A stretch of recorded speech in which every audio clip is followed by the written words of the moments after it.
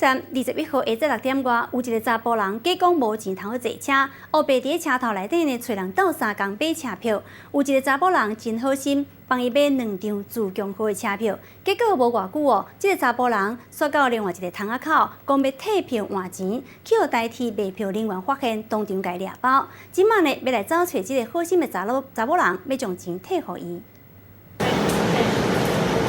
監視器翕到一個查甫人，行到車頭的櫃台頭前，查某人拎錢出來拆車票，毋過干那互查甫人家己煞無買。查甫人甲查某人說到車了後，雙方就攏離開，毋是共路的，哪會替人拆車票？原來這個穿烏衫的查某人是好心的民眾，想袂到民眾的愛心會互人利用。過無偌久，這個穿角架衫的查甫人就走去另外一個櫃台，想要甲車票換作現金，結果當場互工作人員抓到。你有沒有遇過說有人會跟你講說我沒有錢回家啊？我想跟你借錢買車票。有，他就會跟你說，就是他沒有錢買車票要回家，可不可以借他幾塊錢或10塊錢也可以這樣。